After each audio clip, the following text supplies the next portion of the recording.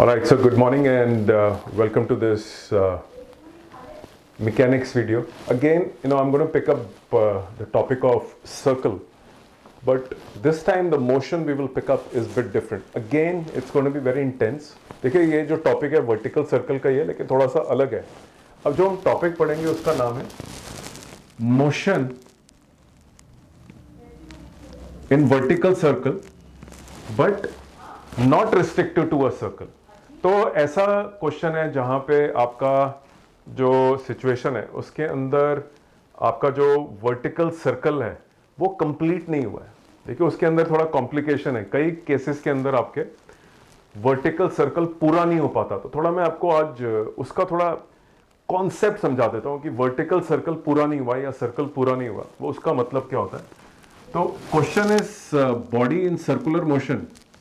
Okay, vertical circle है, vertical circle है but motion not restricted to circle.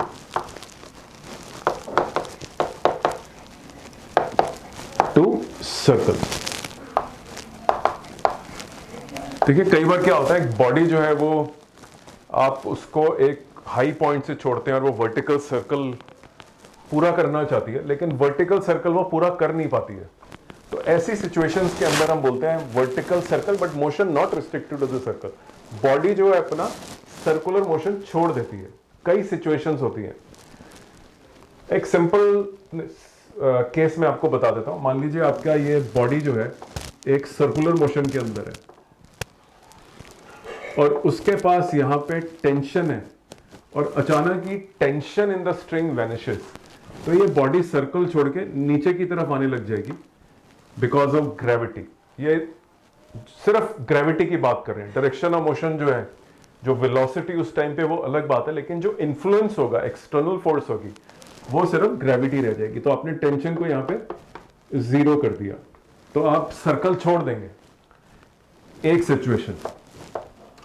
दूसरी situation आपकी ये है कि आपका ये एक सर्कल है जिसमें आपके पास एक बॉडी यहां पे है.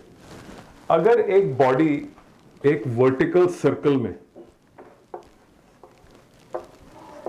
तो बॉडी के पास कुछ इनवर्ड फोर्स होनी चाहिए, सोर्स होना चाहिए.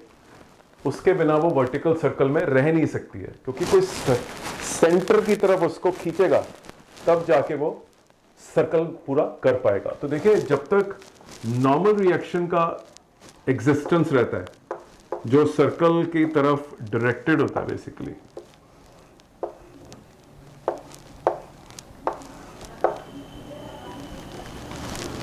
Normal reaction between the two surfaces, वो सोर्स ऑफ सेंट्रिपिटल फोर्स बहुत इंपॉर्टेंट है. अगर नॉर्मल रिएक्शन नहीं रहेगा तो फिर जो आप देखेंगे सिचुएशन, तो नॉर्मल रिएक्शन का एग्जिस्टेंस भी बहुत जरूरी है कई सिचुएशंस में. तो क्वेश्चंस को ध्यान से पढ़िए और अगर उसमें लिखा है कि बॉडी ने सर्कुलर मोशन छोड़ दिया, वो बॉडी चली गई, गिर गई उससे, मान लीजिए बॉडी यहां पे आ रही है और इसको छोड़ के ये इधर चली गई, तो नॉर्मल रिएक्शन खत्म हो गया. कुछ सर्कुलर मोशन प्रोवाइड करने के लिए जो इंटरनल फोर्स है, जो नॉर्मल रिएक्शन थी, वो वैनिश हो गई. इस तरह के बहुत सारे क्वेश्चन होते हैं. देखिए तीसरी सिचुएशन जहां पे एक बॉडी को आप स्ट्रिंग से बांध दीजिए और उस स्ट्रिंग को यहां पे छोड़ दीजिए, तो बॉडी हो सकता है कि सिर्फ ऑसिलेट करने लग जाए और उसको हम बोलते हैं सिंपल हार्मोनिक मोशन. बॉडी पूरा ऊपर जा ही ना पाए और बॉडी जो है वो सिंपल हार्मोनिक मोशन की तरह अपना मोशन डेमोन्स्ट्रेट करे. तो आप देखिए ये जो इसमें है तो वर्टिकल सर्कल, लेकिन बॉडी वर्टिकल सर्कल में रिस्ट्रिक्ट नहीं कर पाया, आप रोक नहीं पाए उसको. बॉडी को आप अलग अलग सिचुएशंस में उसने वर्टिकल सर्कल को छोड़ दिया.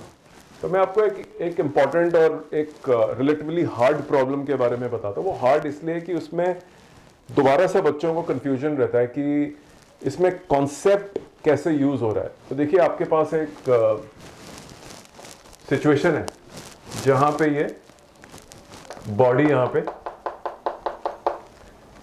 स्ट्रिंग से कनेक्टेड है और आप उस बॉडी को, मान लीजिए यही स्ट्रिंग है, मान लीजिए आपकी स्ट्रिंग है, आप इसको इग्नोर कर दीजिए, ये आपका स्ट्रिंग है और आपका हाथ यहाँ पे है, दिस इज योर हैंड, ये बॉडी है, और आप इस बॉडी को छोड़ेंगे तो ऑब्वियसली ये नीचे की तरफ आएगी। लेकिन आपने एक काम करा है, कि इस बॉडी के यहाँ पे आपने एक स्टिक लगा दी, मान लीजिए आपने कुछ यहाँ पे स्टिक लगा दी, तो जब ये धागा नीचे की तरफ आएगा, एक पॉइंट आएगा जब ये धागा ये कोई कील आपने लगा दी है बाहर की तरफ, तो जब बॉडी नीचे गिरती है तो उसका धागा इस कील में अटक जाता है बेसिकली।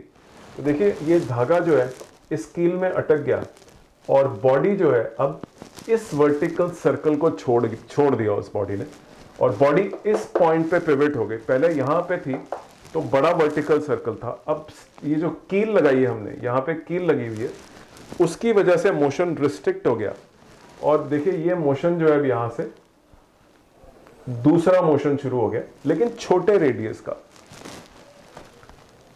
लेकिन इसके अंदर एक बहुत बड़ी ट्रिक है जो इस्तेमाल करी जाती है। देखिए अगर कील होने के बावजूद भी, अगर कील है, मान लीजिए यहां पे कील है, यहां पे अगर कील है और आप उस पर कुछ सोचते हैं कि कील लगाने से क्या हुआ, देखिए कील लगाने के कॉन्सिक्वेंसेस क्या हैं। कील लगाने का सबसे बड़ा कॉन्सिक्वेंस ये हो गया आपका कि आपकी जो रेडियस है, आपकी पहली बात तो जो वेलोसिटी थी, क्या वेलोसिटी चेंज हो जाएगी? आप ध्यान से सोचिए इसके बारे में कि जिस वेलोसिटी से वो आ रहा था, कील से लगने के बाद क्या वेलोसिटी बदलेगी? अगेन ध्यान से सोचिए, सर्कुलर मोशन के अंदर वेलोसिटी की direction perpendicular to the tension होगी। ये आपकी टेंशन है और वेलोसिटी आपकी ऐसे है। तो यहां पे भी आप ध्यान रखिए कि law of conservation of energy लगा सकते हैं, वेलोसिटी बदलने की आपको जरूरत नहीं है।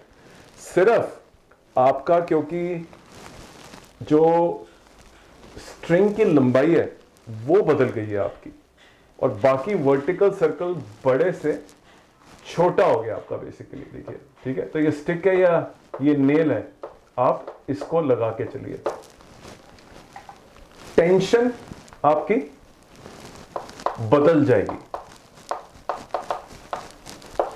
टेंशन बदल जाएगी अब आपकी, क्योंकि आप पहले बड़े वर्टिकल सर्कल के अंदर थे, अब आपका छोटा वर्टिकल सर्कल है, तो आपकी टेंशन बदल जाएगी और आपका जो वर्टिकल सर्कल है। और अब देखिए ये वाला हो सकता है कि बाकी पार्ट में ये बॉडी वर्टिकल सर्कल पूरी ना कर पाए, लेकिन यहां पे जो वेलोसिटी है, ये वही वेलोसिटी है जो जस्ट बिफोर स्ट्राइकिंग हुई थी। इसको बहुत ध्यान से सोचिए कि वेलोसिटी इस पॉइंट पे law of conservation of energy लगा सकते हैं कि नहीं लगा सकते हैं। आप ये ध्यान से सोचिए, आप चाहे बॉडी ऊपर से आ रही है, यहां पे इसके पास 100% पोटेंशियल एनर्जी है, मान लीजिए ये बिल्कुल नीचे वाला पॉइंट इसका रेफरेंस पॉइंट है, लेकिन बॉडी जब ये नीचे आती जा रही है और यहां पे आती जा रही है और यहां पे आ गई, तो यहां पे भी law of conservation of energy लगाएंगे। वही law of conservation of energy यहां पे भी लगा सकते हैं, क्योंकि आपकी जो फोर्सेस हैं एक वर्टिकल सर्कल के अंदर वो परपेंडिकुलर होती हैं। तो अगर बीच में ये सिचुएशन आ जाए, not restricted to the vertical circle, अब आप पूरे वर्टिकल सर्कल गए नहीं क्योंकि आपने बीच में कील लगा दी है, तो किस तरह से आपको टेंशन एग्जिस्ट करती है उसकी एडजस्टमेंट करनी है। वेलोसिटी चेंज नहीं हुई है आपकी, आपका रेडियस डेफिनेटली अब चेंज हो गया, क्योंकि अब आप जो है यहां पे पिवट हो गए हैं और जो आपका बाकी धागा है वो सर्कल में बाकी ट्रेवल करेगा, क्योंकि अब यहां पे वो अटक गया है, इतना पोर्शन अटक गया और बाकी पोर्शन जो है वो पोर्शन, और आपको इन दोनों के बीच में डिस्टेंस भी नोन होगा।